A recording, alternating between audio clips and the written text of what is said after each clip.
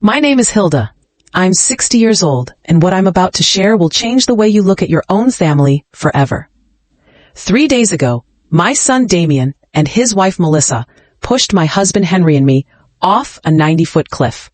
As I lay there, broken, bleeding, the air knocked out of my chest, I heard Henry's trembling whisper, "Hilda, don't move, play dead." But that wasn't the worst of it. The worst came seconds later, when Henry told me the most unbearable truth a mother could ever hear. A secret our children had hidden for 25 years.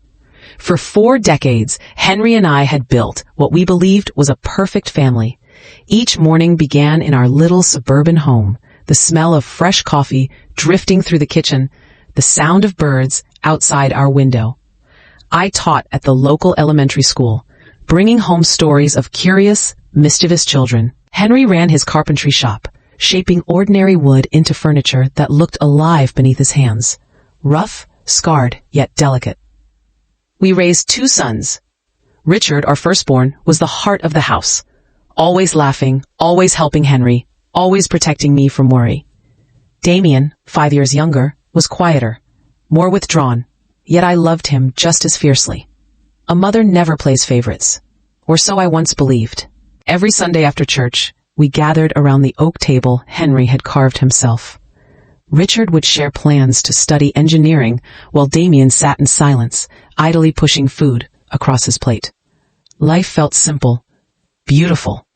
In the evenings, Henry and I walked the winding trail around town, dreaming aloud about grandchildren, about growing old in the same home, about watching our sons build families of their own. I never imagined those peaceful walks were preparing me for the one that would nearly end my life. Weekends were for family. My sisters, Harriet and Irene, would arrive with their husbands and children, and the house would overflow with noise and laughter. Children raced down the halls. The women traded recipes in the kitchen, and the men fixed whatever Henry found broken in the yard. Henry was my perfect partner. Even after 40 years of marriage, he still brought me wildflowers he picked on the way to work. He'd help grade my students' tests, and I'd hold planks steady in his shop while he cut them. We were a team, an unbreakable pair. At least, that's what I thought. At night we sat on the porch beneath the stars, planning our future. Retirement trips, seeing the ocean for the first time, building a smaller house once our boys settled down. But perfect happiness, I later learned, often hides the deepest tragedies. When Richard turned 20, something in our home shifted. The brothers argued over things I couldn't understand. I'd hear whispers in the hallway that stopped the moment I entered. Henry brushed it off. "Just brotherly stuff," he said. I wanted to believe him. I needed to believe that nothing was wrong with our perfect family. Then came that October night, 25 years ago. Richard didn't come home for dinner. We waited until 11, then midnight, then 1 a.m. Damien stayed in his room, pretending to study, his eyes holding something I couldn't name whenever I asked about his brother. Henry went searching with the neighbors. They scoured every path, every bridge, every spot Richard loved. At dawn, they found him, his body lying at the bottom of the river gorge. The police said it was an accident, that he must have slipped in the dark. I never questioned it. I couldn't bear to imagine anything worse. Richard's funeral was the darkest day of my life. I wore my only black dress, the same one for my mother's funeral. Damien was disturbingly calm for someone who had just lost his brother. While I cried until I couldn't stand, he sat silent, his face blank. Now, knowing what I know, that expression chills me to the bone. Henry never left my side, his arm around me, holding me upright when my legs began to give way. After Richard's death, Damien changed. He became attentive, affectionate, always trying to help. He'd sweep the porch before I asked, accompany Henry to the workshop, bring me tea when I cried in silence. I thought it was grief reshaping him, a boy trying to fill the space his brother had left behind. How naive I was. He wasn't healing. He was rehearsing, building a perfect mask to hide the monster beneath. Years slipped by, and though the wound never closed, life continued. Damien married Melissa, a sweet girl from the next town. They looked happy, radiant, even. 2 beautiful children followed, and for the first time in years, I dared to believe that life was giving us a second chance. Melissa called me Mom. She helped in the kitchen, brought pies, laughed at Henry's jokes. Damien had inherited his father's hands and talent, running his own carpentry business with quiet pride. Everything looked perfect again until the day I lay broken at the bottom of a gorge, blood in my mouth, and finally saw that every smile, every kind gesture had been part of a lie. The first cracks appeared 6 months ago, when Henry and I decided to update our will. We had saved all our lives. Between our home, the land my parents left me, and our savings, we had nearly $200,000 to pass on to our children and grandchildren. It was Damien's idea to handle it properly. "Mom, Dad, you're 60 now," he said, smiling in that calm, practiced way. "It's important to get everything in order." Melissa sat beside him, her hand resting gently over mine. "We love you so much," she said. "We just want to make sure you're protected." Her touch was warm then, those same fingers that would later shove me into the void. I mistook their concern for love. Foolish. Our lawyer, Albert, an old family friend, explained the options. A trust, a divided inheritance, or a simple will. Damien pressed for one path only, he and Melissa as the sole heirs, promising they'd distribute everything fairly to the grandchildren. "It's just practical," he said. "You'll need us to help manage things when you're older. We'll take care of you properly." Something in his tone disturbed me, a faint edge beneath the kindness. But Henry, ever trusting, agreed. I hesitated, remembering how Richard had once promised to look after us when we aged. He'd had dreams of building us a small cottage near the sea. But Richard was gone, and Damien was all we had left. We signed the papers that Tuesday afternoon. Melissa wore a green dress that shimmered in the light. She hugged me tight after the signing, whispering, "Now we're officially a united family, forever." Her words sent a chill through me then. I didn't understand why. Damien shook Henry's hand, smiling, but his eyes didn't match the smile. That night, as I cooked dinner, unease settled deep in my chest. The sound of the knife against the cutting board echoed too sharply. Something was wrong. The following weeks confirmed it. Damien and Melissa began visiting more often. Always smiling, always helpful. But there was something different in the air. Their visits felt rehearsed. Their eyes lingered too long on the walls, the furniture, the silverware Henry had made by hand. "Mom," Melissa said one afternoon, her voice light, her eyes calculating, "you should really think about selling this big old house. It's too much work for you two. We could help you find something smaller in town." Her gaze drifted over the living room, like she was already measuring it for herself. That I loved that house. Every corner was a memory. The kitchen where I'd cooked thousands of meals. The workshop where Henry's tools still sang with the ghosts of his craft. The yard where my sons once played, where my grandchildren now laughed. I couldn't imagine my life anywhere else. When I refused to sell the house, Damien's eyes darkened. A flicker, quick, cold, unmistakable. "Mom, you're being irrational," he said, his voice hard in a way I'd never heard before. "This place is too big for you two. If something happens, if you fall down the stairs, we might not get here in time." Melissa nodded, her agreement rehearsed. "Besides," she added, "the upkeep must be expensive. You'd be smarter to sell now while prices are high. Move somewhere smaller, more appropriate for your age." Her words crawled under my skin. Henry, ever the pragmatist, began to consider their arguments. He spoke about maintenance costs, property taxes, safety. He called it practical thinking, but something in their urgency felt wrong. Too eager, too strategic. That night, after another strained dinner, I asked Henry if he didn't find Damien's sudden concern for our finances strange. "Hilda, he just cares about us," he said, while brushing his teeth. "Maybe we should listen. We're not young anymore." He said it casually, but in his eyes I caught something, a hesitation, a doubt he didn't want to name. Now I know he had already started connecting threads I hadn't even noticed. The tension escalated days later. Damien suggested we give him power of attorney. "It's just precaution," he said smoothly, as Melissa moved around our kitchen like it already belonged to her. If either of you gets sick, we can handle things without legal trouble. It sounded logical, even caring. His tone was calm, professional. But beneath it was pressure, steady, suffocating. That night I couldn't sleep. I lay awake, staring at the ceiling, the silence pressing down on me, Henry's steady breathing beside me no longer a comfort. Something was deeply wrong. The next morning, I called my sister, Harriet. She'd always seen through people faster than I could. When I told her about Damien's insistence, there was a long pause. Then her voice came, sharp and measured.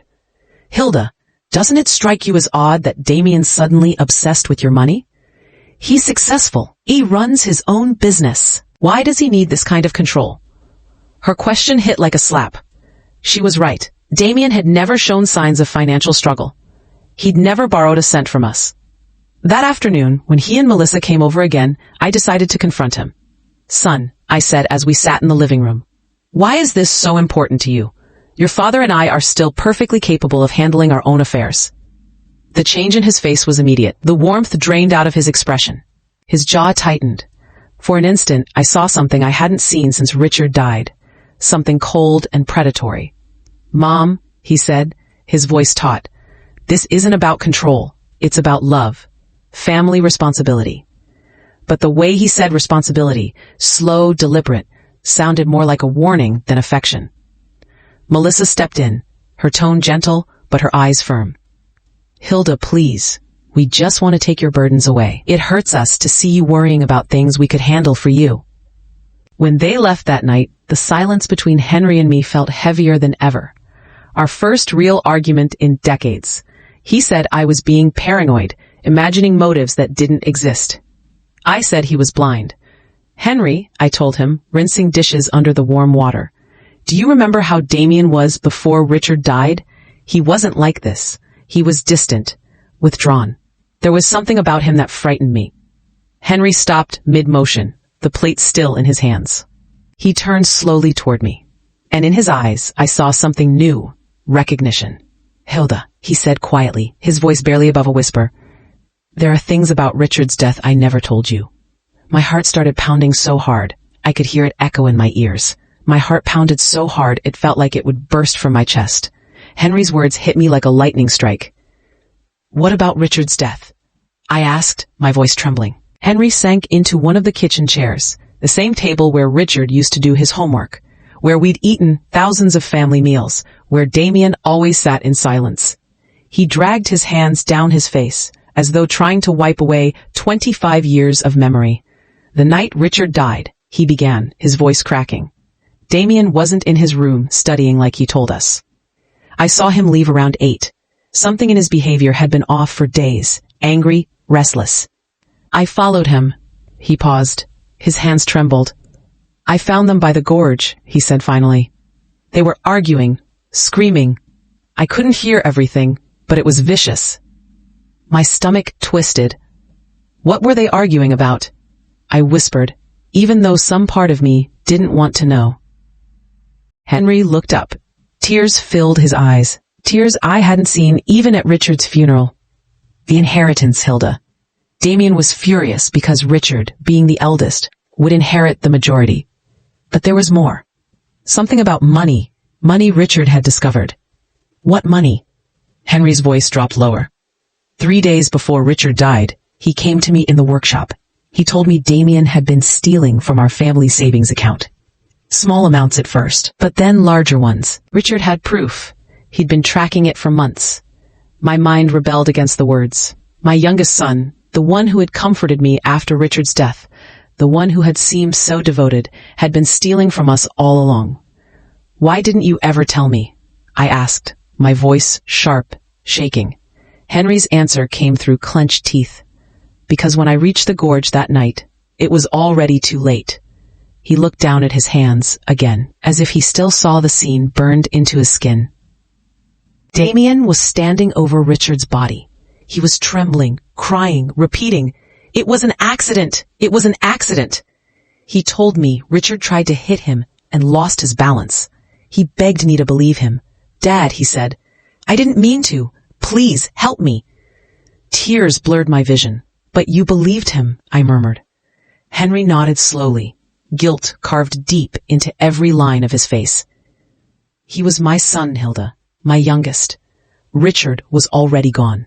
I couldn't bring one back by condemning the other. I told myself it was an accident, that Damien would change, that he'd make amends. I could barely breathe. And the stolen money, I forced out. He promised to repay it, Henry said. He said he'd taken it to invest in a business that failed. He swore it would never happen again. And I believed him, because I needed to believe my son wasn't a murderer. I rose from the table, the room spinning. My hand gripped the wall to keep from falling.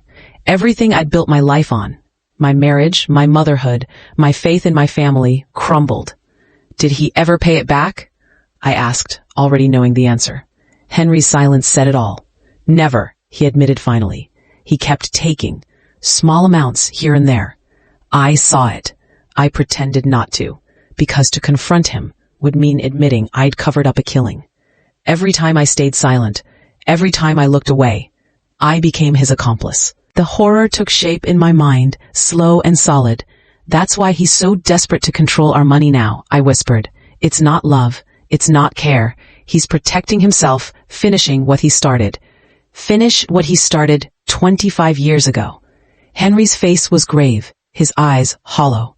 And there's something else, Hilda. Something I found out only a few weeks ago.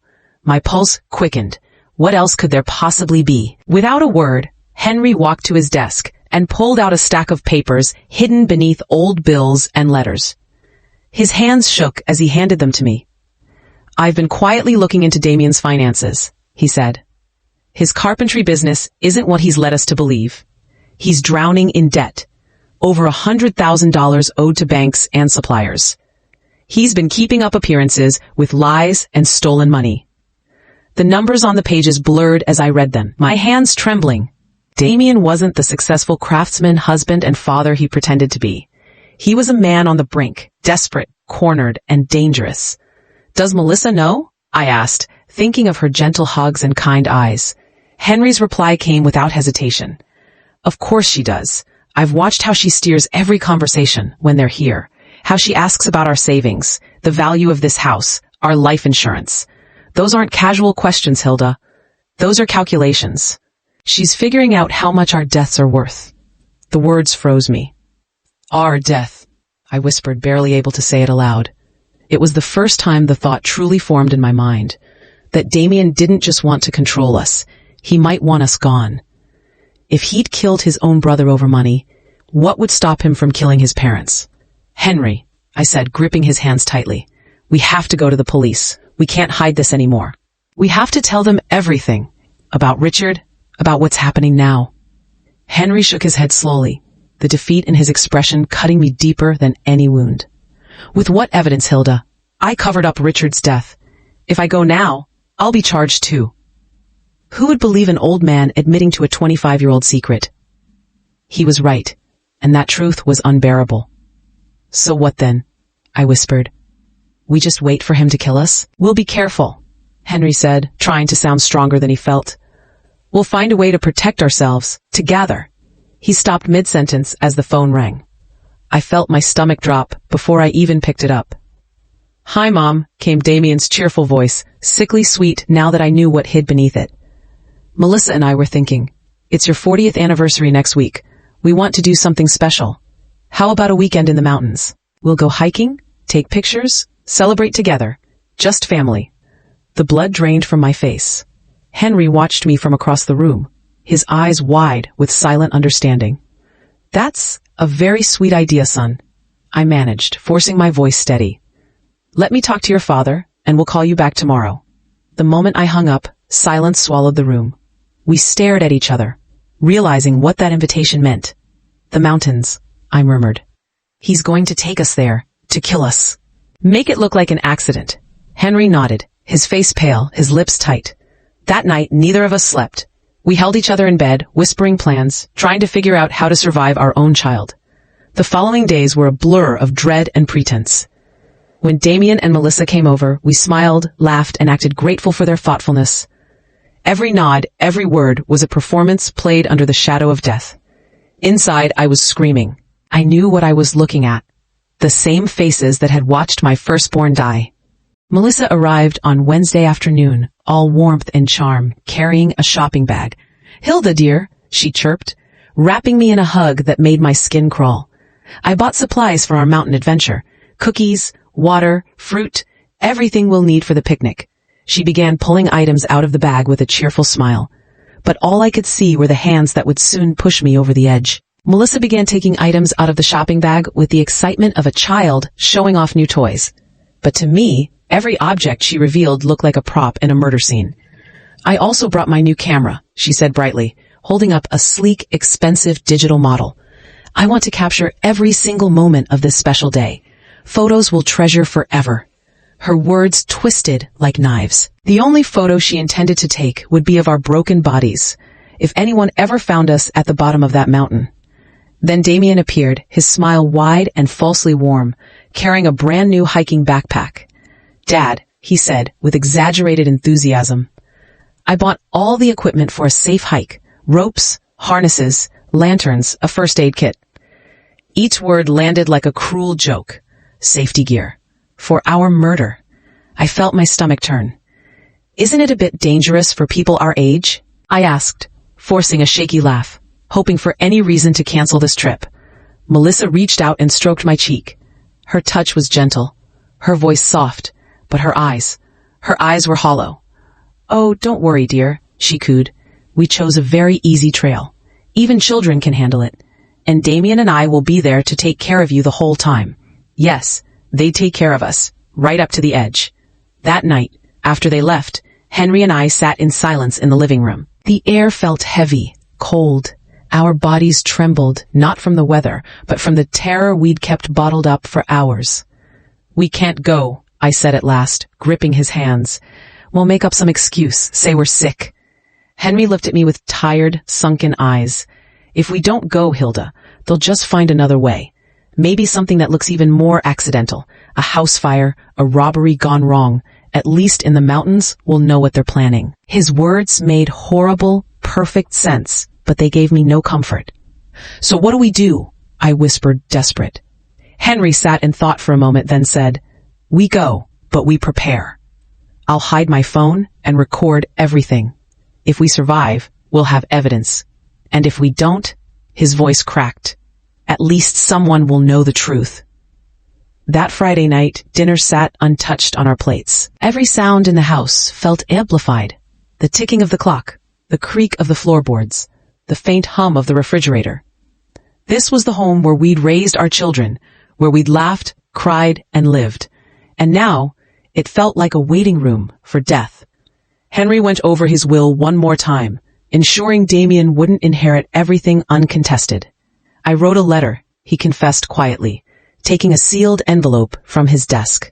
"It's for your sister, Harriet." I explained everything. About Richard and what we believe Damien plans to do. I hid it with our important papers. If we don't come back, she'll know where to find it. My throat tightened as I listened. That night in bed, we held each other close, whispering words that might be our last. "If something happens to me," Henry said softly, his breath trembling against my ear, "I want you to know, these 40 years with you have been the best of my life.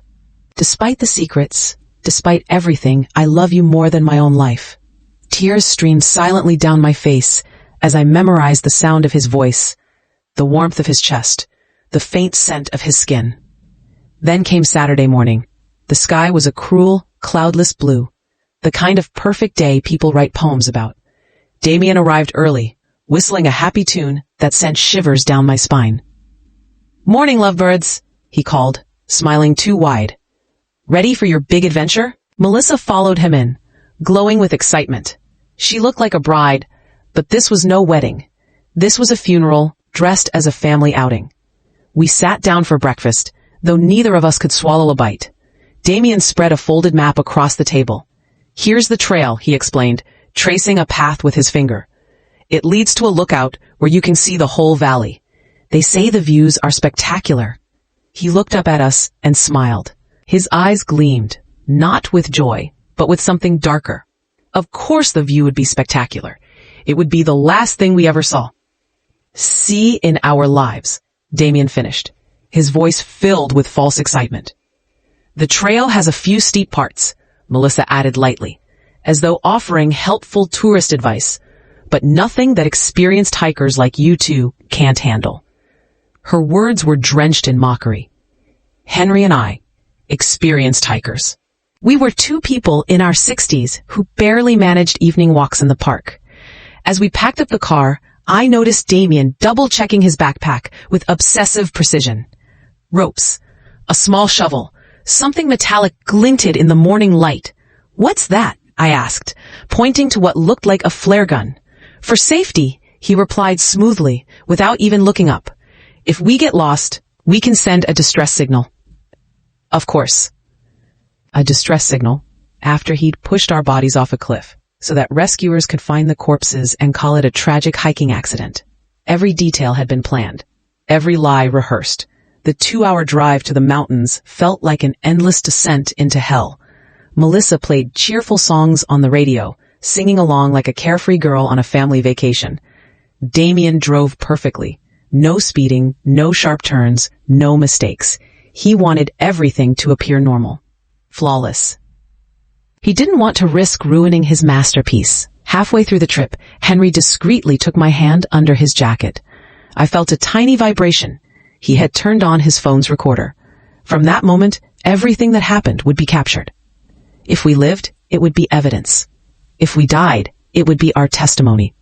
When we finally reached the trailhead, my heart hammered so violently, I could barely breathe. It was beautiful. Tall trees swaying in the breeze, the murmur of a river somewhere below, sunlight breaking through the leaves. But for me, it wasn't paradise. It was a crime scene waiting to happen. Damien and Melissa cheerfully pulled their backpacks from the car, laughing as if this were the happiest day of their lives. "Ready for the adventure?" Damien asked, his smile wide and cold. And for the first time in 25 years, I saw it again. The same glint in his eyes that I'd seen the night Richard died. The trail began gently enough, winding between moss-covered rocks and trees. Melissa walked ahead, snapping photos and pointing out flowers, her voice bright and artificial. "Look at those wildflowers," she exclaimed. "And that bird. How beautiful." Her act was flawless, the picture of a loving daughter-in-law enjoying nature with her elderly in-laws. Behind us, Damien followed at a slow pace, pretending to make sure we didn't fall behind. But I could feel his eyes on our backs, sharp, calculating, waiting. "Doing okay, Mom? Dad?" he asked every few minutes, his tone dripping with false concern. "Want to stop and rest?" After an hour, the trail grew steeper. My legs burned. Henry's breathing became ragged. We weren't built for this, and Damien knew it. He had chosen this route deliberately, to wear us down, to make us weak and defenseless. "We're almost at the lookout," Melissa called from ahead, her voice full of enthusiasm. But I had memorized the map before we left. According to it, the real lookout was still an hour away. She was lying. This was the spot. As we climbed, I tried to etch every detail into my mind. Each twisted tree root, every jagged rock. If I survived, I would need to describe this place to the police. Henry was doing the same. Our terrified glances met now and then, filled with silent resolve. We were walking toward our deaths, but we refused to die quietly. "Oh, look at that," Melissa suddenly shouted, pointing to a large rock formation just off the trail. "That cliff has an incredible view. Why don't we climb up and take some special photos?" My blood turned to ice. There it was, the spot they had chosen, the stage for our murder. The cliff rose nearly 90 feet above the main trail, accessible only by a narrow side path that looked far more dangerous than the one we had been following. The rocks were loose. The trees that lined the slope thinned out, offering nothing to hold on to if we slipped. And from the top, a sheer drop plunged into a gorge filled with jagged stone teeth waiting below. "I don't know if that's a good idea," I said, forcing calm into my trembling voice. "That trail looks risky for people our age." But Damien was already walking toward the turnoff, his backpack full of ropes, harnesses, and lies. "Come on, Mom," he called over his shoulder, the same tone he used as a child when he wanted something. "It'll only take a few minutes. Melissa's right. The photos from up there will be spectacular." The way he said spectacular made my stomach twist. They wouldn't be spectacular for us. They would be spectacular evidence for whoever found our bodies later. Henry squeezed my hand discreetly. A silent reminder. The phone is recording. We had no choice but to continue. Refusal meant death later. Compliance meant at least a chance of leaving proof behind. The climb was brutal. Every step sent pebbles skittering down the slope. My legs shook. The air thinned. The higher we went, the clearer it became. This was a perfect place for a murder. No guardrails, no witnesses, just wind, stone, and gravity. Almost there, Melissa shouted from above. She had reached the top first, moving with the confidence of someone who had planned the route weeks in advance. Damien followed her easily, then extended a hand to help Henry and me up the last few feet. His grip was strong and cold, like metal claws. The view from the top was breathtaking. The valley stretched endlessly, framed by distant peaks and a silver river coiling through the trees. On any other day, it might have been peaceful, but knowing what I knew, it looked like the edge of a grave. "Come over here for the photos," Melissa called, standing near the rim. "I want the valley in the background." Henry and I moved slowly toward her. Every step felt like walking deeper into the mouth of death. Behind us, Damien shifted position, aligning himself like a hunter taking aim. "Perfect," Melissa said, raising her camera. "Now hug each other and smile." We obeyed, wrapping our arms around one another, perhaps for the last time. Each camera flash felt like lightning before the strike. "Take one more," Damien suggested, stepping closer. "But move back a bit. I want more of the landscape."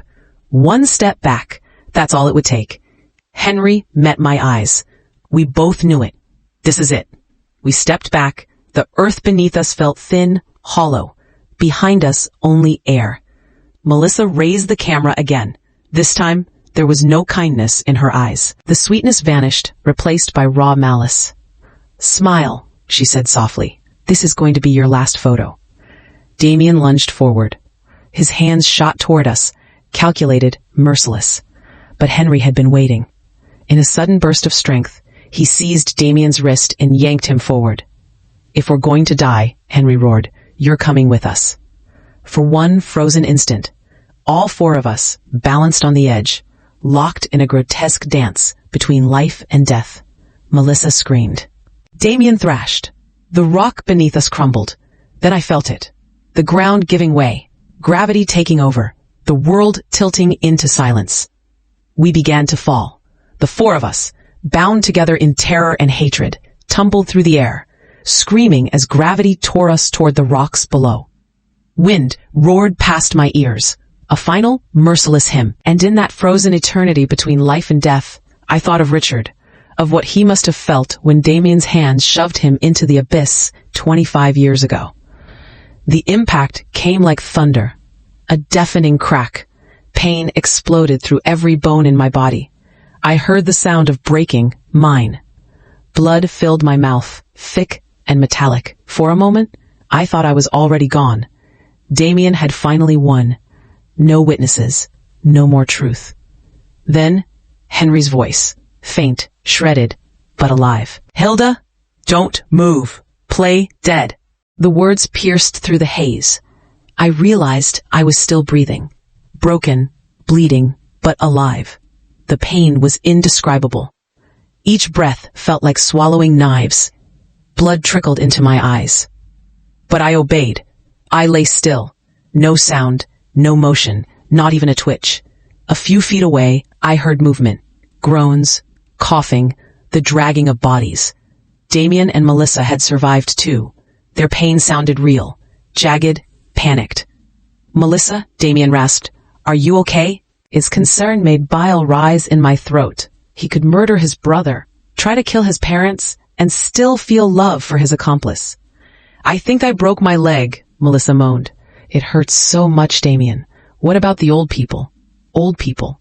So that was all we were. Obstacles between them and the inheritance. I heard Damien crawl closer, rocks crunching beneath his weight. My heart pounded so loudly, I thought it would betray me. "They're dead," he said at last. "Both of them." Eyes open, not breathing. His lie became our hope. "Perfect," Melissa breathed, her voice soft with relief. It worked just like we planned. Well, except for the part where we fell too.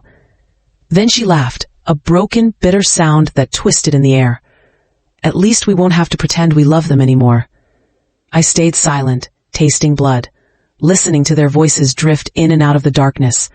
They whispered plans. Damien groaned as he shifted his body, still trying to control the situation, even as he bled. "We'll crawl until we find somewhere we can call for help," he said. "Remember the story. We were taking pictures when a rock came loose under Dad's feet. He fell, pulled Mom down with him. We tried to save them and slipped too. Keep it straight." "I know," Melissa replied impatiently. "We've rehearsed this 100 times. We're the traumatized survivors of a family tragedy. Poor us. We lost our sweet in-laws in a horrible accident." Her delivery was flawless. Cold, professional, practiced. Had I not known the truth, I would have believed her too. Their voices grew fainter as they crawled away, the sound of their bodies dragging across the rocks fading into the echo of the gorge. Then, silence. "Hilda," Henry whispered finally, his voice barely audible. "I'm here," I breathed back. "My leg's broken," he said, wincing, "and my ribs. I think some are fractured." I took inventory of myself. My right arm throbbed with searing pain. My shoulder burned. My head was pounding so violently it blurred my vision. But I could move. I could think. I was alive. "We're bad," I whispered, "but alive."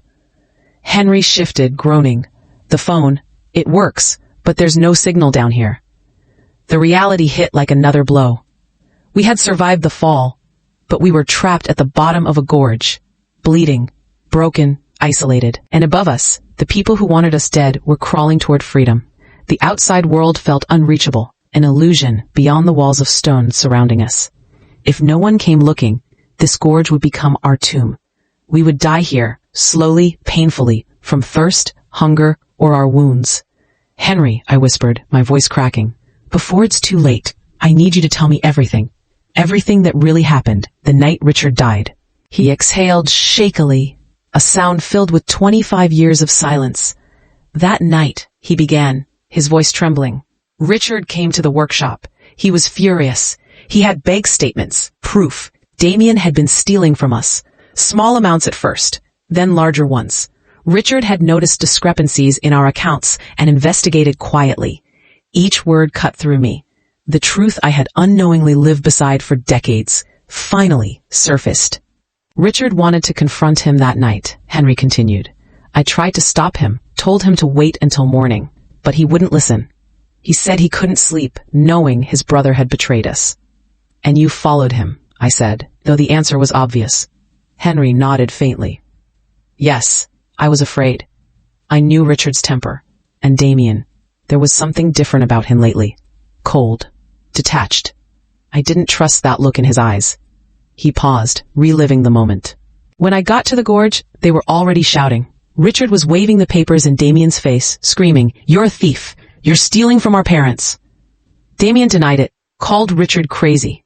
Then Richard threatened to tell us everything if Damien didn't confess and return the money." Henry's voice cracked. That's when Damien snapped. He shouted that Richard was always the favorite, that everything had always been his. Then he pushed him, hard. It wasn't an accident. I saw it. Richard tried to grab onto something, his hands flailing in the dark, but he fell. Tears blurred my vision. "Why didn't you tell me?" I asked, barely more than a whisper. Henry's reply was hollow. "Because when I reached him, Damien was on his knees, sobbing. He said it was an accident. He begged me not to tell you, said he couldn't lose you too." "But you knew," I murmured. "Yes." He swallowed hard. "But he was my son, Hilda, my only surviving son. How could I hand him over to the police? How could I destroy what little family we had left?" The pain in his voice mirrored the agony in my body. "And the stolen money. Damien promised he'd pay it back," Henry said bitterly. "He swore it was a mistake, that he was desperate, that it would never happen again. But he never returned a penny. He kept stealing, and I kept silent, every day becoming more complicit in his crime." I closed my eyes, the truth heavy and suffocating. Then, voices, faint at first, echoing off the gorge walls. Damien and Melissa had found help. Rescue was coming, but with it came a new horror. The killers would soon become victims again, and we, the true survivors, would be buried under their lies. The sound of helicopter blades filled the air. Searchlights cut across the cliff face. Henry turned to me, urgency in his fading voice. "Hilda, listen." The phone recorded everything. Melissa's confession, Damien's words, all of it. "We have proof." He winced, clutching his chest. "We just have to survive long enough to show them." I looked toward the light above us, the world returning to save the wrong people, and felt the weight of the choice pressing down like the stones around us. Pretend to be dead a little longer, or rise and risk everything to tell the truth. Henry's words echoed in my head. If they find us alive now, they'll destroy the evidence before we can hand it over. He was right. If Damien and Melissa realized we had survived, if they knew we'd heard their confessions, they wouldn't hesitate this time. There would be no pretense of an accident, just execution. We had to wait. "They're down here." Damien's voice rang out from above, loud and trembling with fabricated despair. "My parents, please, hurry." His performance was flawless. Broken, desperate, perfectly calibrated for sympathy. If I hadn't known the truth, I might have believed him. "Sir, stay calm," another voice responded, firm and controlled. "We're coming down to evaluate you and your wife. Don't move." The rescuer's tone carried authority, the practiced calm of command. I heard the rustle of equipment, the metallic clink of carabiners, the scrape of boots against stone. Melissa's voice followed, drenched in fake grief. "I can't believe this happened," she sobbed. "We were taking pictures, so happy. It all happened so fast. A rock came loose, and they just fell." Each word was a knife twisting deeper. She'd repeat that lie endlessly, to police, reporters, anyone who'd listen. And they'd all believe her. The rescuers descended, their voices growing closer, echoing against the gorge walls. Henry squeezed my hand, barely perceptible, reminding me of our pact. Stay still, stay dead. Survive. "They're here." One of the rescuers shouted. Two down, elderly couple, both unresponsive. I felt hands on my neck, searching for a pulse. A breath near my mouth, checking for life. "This one still has a pulse," the rescuer said. "Henry." The woman, "I'm not sure. Pulse is weak. Need medical down here now." My heartbeat thundered in my chest, but outwardly I stayed still. It was working. They believed Henry was barely clinging to life, and me, a near corpse. Minutes stretched into an eternity as paramedics swarmed around us. Oxygen masks, pressure on wounds, the metallic rattle of medical kits. I wanted to scream, to open my eyes and beg for help, but I couldn't risk it. One wrong move, one sign of life, and Damien would make sure I didn't get another chance. "The man's critical but stable," a paramedic reported into his radio. "The woman's condition is severe. Pulse faint but present. We need immediate evacuation." Perfect. The hospital would give us distance, time, and a chance to speak before our murderers could silence us again. As the stretchers lifted, I heard Melissa's theatrical sobs. "You were so brave to survive this," someone told her kindly. "It's a miracle you're even standing." No, I thought bitterly. The miracle is that Henry and I are still alive to tell the truth. The helicopter blades roared overhead. Inside, the noise was deafening. I could feel Henry beside me, separated only by a narrow space, and the steady voices of the paramedics. "Keep pressure on the chest wound," one of them said. BP dropping. My heart clenched. Henry was fading. I couldn't move, couldn't speak, but I prayed silently. "Hold on. Just until we're safe." A paramedic leaned over me, voice muffled through the headset. "Ma'am, if you can hear me, hold on. We'll be there soon." His tone was raw with genuine concern, so painfully different from the rehearsed affection of my son and daughter-in-law. When we reached the hospital, chaos erupted, voices shouting orders, stretchers rushing past, bright lights, antiseptic air, and the rhythmic beep of machines. Hands pulled at me, checking vitals, cutting away fabric, patching wounds. I kept my eyes closed, still pretending. Every second a calculated act of survival. But I also knew I was running out of time. I needed to find a way to warn them, to tell the doctors the truth before Damien and Melissa reached us. I had to find a way to communicate with someone I could trust, quietly, without giving myself away. "Doctor," a nurse said, her voice sharp with concern. "Her vitals are strange. Her pulse is stronger than expected for someone in this condition." My heart froze. They had noticed. My body was betraying me. "It happens sometimes," the doctor replied calmly. "Extreme trauma can produce irregular readings. The body fights to survive in ways we don't fully understand. Let's keep a close watch. The next few hours will be critical." His explanation seemed to satisfy the nurse, but I knew I had just come dangerously close to exposure. Melissa let out a soft sob. Too perfect, too deliberate. Damien's voice followed, strained but controlled. "Can we see them? Just for a few minutes? We need to say goodbye." The doctor hesitated and relented. Only for a short while. Footsteps approached. My pulse spiked. I forced my breathing to slow, my body to remain limp. This was the most dangerous moment yet. Damien's presence loomed over me. His hand brushed mine, cold and foreign. "Mom," he whispered, "if you can hear me, I love you. I'm so sorry this happened." The venom beneath the words was unmistakable, honey laced with poison. Melissa came closer, her voice syrupy and false. "Hilda dear, you've been like a mother to me. We'll never forget you." Liar. The only reason they would remember me was because they'd have to live with what they'd done. Then Damien leaned closer. So close that I could feel his breath against my ear. His whisper was ice. "I hope you've learned your lesson, Mom. You should have stayed out of our finances. Some truths are better left buried, just like Richard." A shiver ran through my entire body. He'd said his brother's name. He'd confessed openly, arrogantly. Even though I had no recording this time, someone else had heard it, the nurse. Her name badge read Inns. I saw her freeze beside the monitor, her eyes widening as the words registered. Shock, recognition, understanding. Melissa's tone shifted, tight and suspicious. "What did you just say about Richard?" Damien stiffened. "Nothing," he muttered quickly. "Just, Mom always wondered what happened that night. Doesn't matter now." But it did matter, and both of them knew it.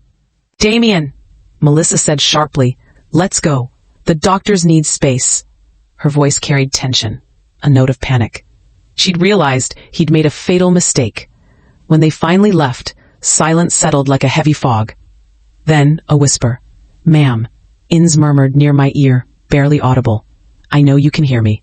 What I just heard, that wasn't normal. If you're in danger, you need to tell me, somehow." Hope flared. I moved my index finger, the smallest twitch possible. Inns gasped softly. "Oh my God, you're pretending." I moved my finger again, twice this time. She leaned closer, voice trembling. "If those people are dangerous, move your finger 3 times. Without hesitation, I did. Once, twice, 3 times. Her breath caught. "They did this to you," she whispered. 3 more movements. Her composure returned instantly. She stepped back, adopting a professional calm. "Vitals steady," she said loudly, pretending to check my IV. But under that calm surface, something electric had shifted. Someone else finally knew the truth. Inns stood frozen for a long moment, processing what she had just uncovered. Her expression revealed the storm inside her. Fear, disbelief, and the weight of a decision she couldn't take lightly. Finally, she leaned close to me again and whispered, "I'm going to talk to the doctor in charge, but you must keep pretending until we can protect you. Do you understand?" I moved my finger once. She nodded, her eyes filled with resolve, and hurried out of the room. The minutes that followed stretched endlessly. Every sound in the hallway made my heart race. I lay still, waiting, praying she would do the right thing. Then footsteps returned, multiple this time. Inns came back, accompanied by an older man in a white coat, the chief physician, and to my surprise, 2 uniformed police officers. "Ma'am," the doctor said quietly, his tone steady but urgent. "Nurse Inns has explained your situation. You're safe now. The officers are here to protect you." Relief surged through me so strongly it nearly broke my act. "Can you open your eyes?"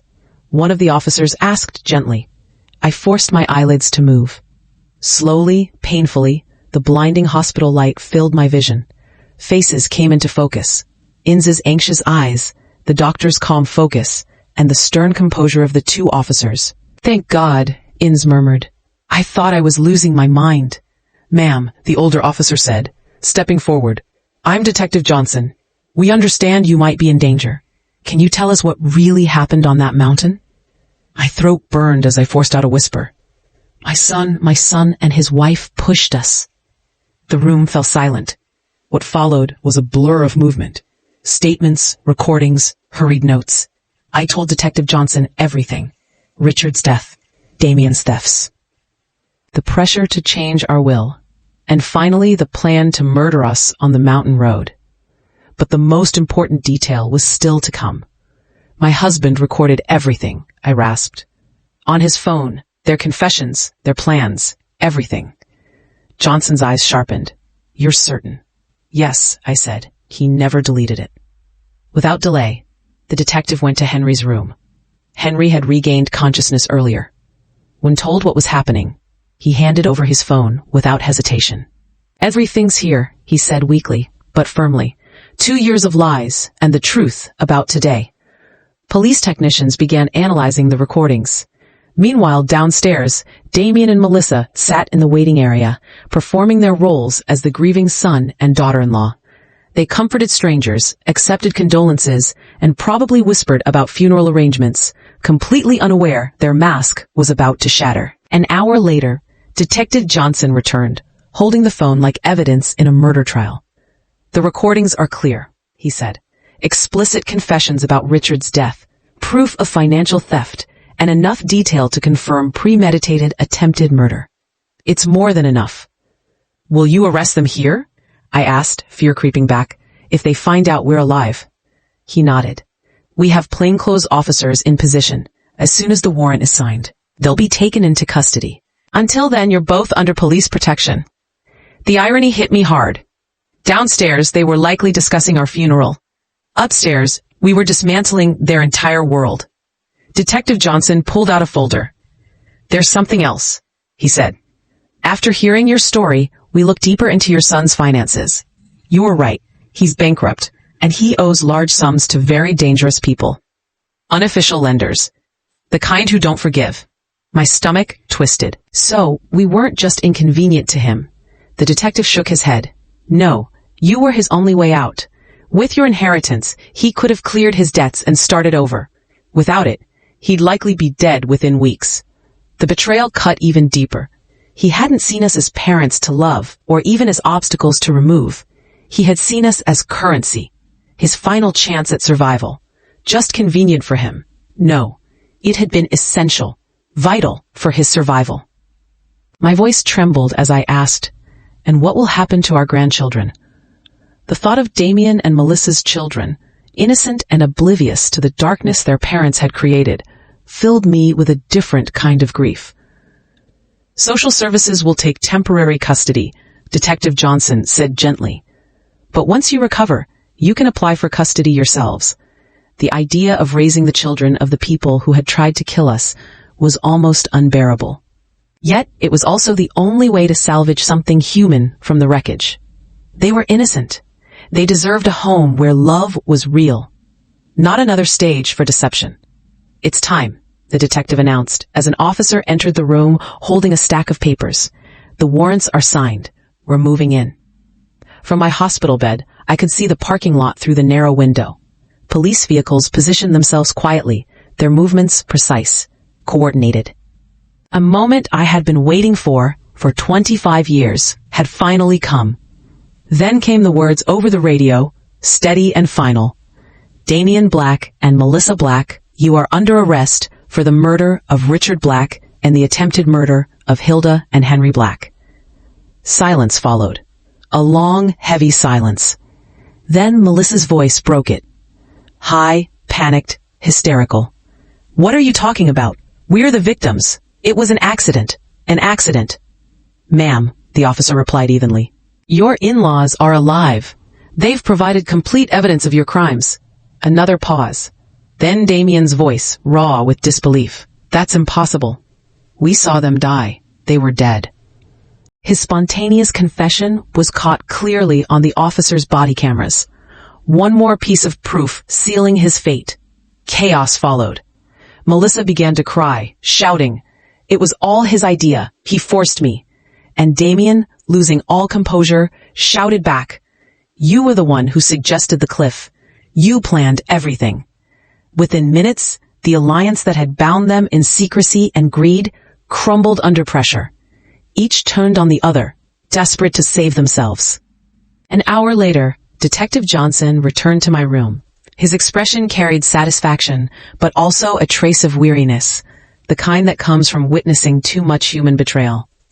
"They're both under arrest," he said. "They're trying to shift the blame, which only strengthens our case." He paused, then added quietly, "But there's something else you should know." My stomach tightened. "What else?" During the arrest, he explained, officers had found a small digital recorder in Damien's backpack. "He'd been recording his conversations with you and your husband for weeks," Johnson said, "probably trying to collect proof that you suspected him." Cold dread spread through me. "What does that mean?" "It means," he said, "that he knew you were getting close to the truth. The trip to the mountain wasn't spontaneous, it was premeditated, a reaction to your suspicions." He continued, his tone heavy. "In one of the recordings, Melissa says, 'We have to act fast before they go to the police.'"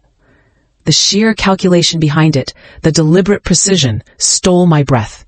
They hadn't simply acted in panic. They had monitored us, watched us, waited. We were their experiment, mice in a maze, and they were the ones timing the trap. Detective Johnson's expression hardened. "We also discovered forged documents. Your son copied your signature to access your bank accounts. If you had died on that mountain, he would have inherited and liquidated everything immediately. The weight of it all crushed me. My son hadn't just plotted to kill me. He had already been stealing from me. Quietly. Systematically." "How much?" I asked, my voice barely audible. "About $50,000, Johnson said. "Over the last 5 years. Small withdrawals carefully spread out, just enough to avoid suspicion." Each word landed like a hammer. $50,000. 5 years of deceit. And a lifetime of love, repaid with betrayal. But when added up, those small withdrawals became a fortune. Money Henry and I had saved over a lifetime of sacrifice. Every penny earned through sweat and restraint. That same money had fueled our son's luxury, his deceit, and ultimately his attempt to end our lives. The days that followed in the hospital blurred together. A storm of police interviews, lawyers, and reporters who had scented a national scandal. And media called it the most horrible family betrayal of the decade. Every headline carried our names. Every channel wanted the story straight from our lips. When my sister Harriet arrived, she collapsed into my arms, sobbing as though she were holding a ghost returned from the grave. "Hilda," she kept repeating, "I always knew something wasn't right after Richard died, but I never thought Damien could do this." Her words, painful as they were, brought a grim comfort. My instincts, those quiet, maternal alarms I had ignored for so long, hadn't been wrong after all. "And the children?" I asked. "Our grandchildren." Her face fell. "I saw them yesterday. They're confused, asking why their parents can't come home. They're too young to understand. Their innocence cut deeper than any wound on my body." A few days later, Albert, the lawyer who had drafted our will, came with updates about the case. "The evidence is airtight," he assured us. "Recordings, financial records, confessions, it's all there. They won't escape conviction." But then his expression darkened. "However," he said, "their attorneys are attempting to negotiate a plea. They're arguing it was a crime of passion, not premeditated." I stared at him, disbelief hardening into rage. "A crime of passion?" I snapped. "They planned this for weeks, bought equipment, chose the perfect location. That's not passion, it's calculation."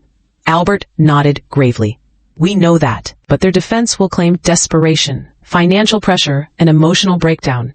The thought made my blood boil. Richard was dead. Henry and I had nearly died. Years of theft, betrayal, manipulation, and now they wanted sympathy. What can we do? I asked, my voice low but fierce. Testify, Albert said simply. Your testimony will show the jury who they really are. But be prepared. It will destroy you to face him. He was right. The idea of standing in that courtroom, looking my son in the eyes, hearing lawyers twist the story into something reasonable, it was unbearable. But justice required endurance. I owed that to Richard, to Henry, to my grandchildren. 3 weeks after the arrests, Henry and I finally returned home. The house felt hollow, like the set of a play long abandoned after its final act. Breakfast dishes still sat in the sink. The bed was unmade. The flowers Damien had brought me before our family outing were shriveled, gray, lifeless. It was as though time itself had stopped the moment our ordinary lives had shattered. That night, lying beside Henry in our familiar bed, I whispered, "Do you think we'll ever be happy again?" He held me with his one good arm and sighed. "I don't know, Hilda," he said quietly, "but we're alive. We have the truth. And for the first time in 25 years, there are no more secrets." 6 months later, the trial began. The day I took the stand, I faced Damien for the first time since his arrest. His expression was unreadable. No guilt, no grief, just cold calculation behind the mask of the son I had once loved. When my testimony ended, after reliving every excruciating detail, I turned to him, my voice steady, stripped of any trace of fear. "I loved you more than life itself," I said, "but you destroyed everything good that love ever meant." Becoming a teacher, and how much he loved his family, I make sure they understand that goodness isn't weakness, and that truth, no matter how long it takes, always finds its way to the surface. The courtroom verdict had taken 3 days, 3 long, silent days of waiting. When the foreman finally stood to read it, the world seemed to hold its breath. "Guilty," he said. "First-degree murder for Richard's death. First-degree attempted murder for what Damien and Melissa did to us." Melissa received the same sentence as an accomplice, life imprisonment without the possibility of parole. There were no tears from either of them when the handcuffs clicked shut, just 2 hollow people staring at the end they had written for themselves. When the judge's gavel came down, I felt nothing. No triumph, no closure. Only a quiet acknowledgement that justice had done what love could not.